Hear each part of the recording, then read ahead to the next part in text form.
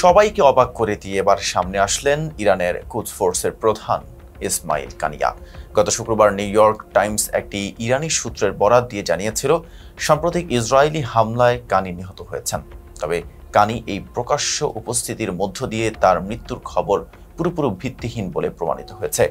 সামাজিক যোগাযোগ মাধ্যমে প্রকাশিত ভিডিওতে দেখা যায় কানিয়া তেহরানের এক জনসমাবেশে অংশ নিয়েছে।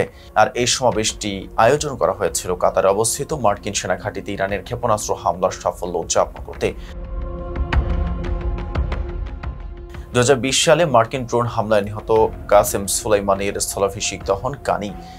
তবে 2024 সালের অক্টোবরে বৈরুতে ইসরায়েলি হামলায় হিজবুল্লাহ নেতা হাসান নাসরুল্লাহ সম্ভাব্য উত্তরসূরি হাশেম সাফিউদ্দিন নিহত হওয়ার পর কানির অবস্থান নিয়ে অনিশ্চয়তা তৈরি হয়েছিল। মিডল ইস্ট আইয়ের একটি প্রতিবেদন অনুযায়ী কানি জীবিত এবং ইরানের অভ্যন্তরীণ নিরাপত্তা ব্যবস্থা নিয়ে তথ্য ফাঁসের অভিযোগের পর তাকেও তার দলকে তদন্তের আওতায় নেওয়া হয়েছিল। এক সূত্র জানিয়েছিল, ইরানীয় কর্তৃপক্ষের সন্দেহ রয়েছে যে ইসরায়েলি গোয়েন্দারা ইরানের বিপ্লবী গার্ড বাহিনী, বিশেষ করে লেবানন সংক্রান্ত দফতরের অনুপ্রবেশ করেছে, তাই সংশ্লিষ্ট সকলকেই তদন্তাধীন রাখা হয়েছে। এছাড়া ইসরায়েলি মিডিয়া স্কাই নিউজের বরাত দিয়ে অক্টোবরে জানিয়েছিল যে তদন্তের সময় কানি হার্ট অ্যাটাক করেছিল।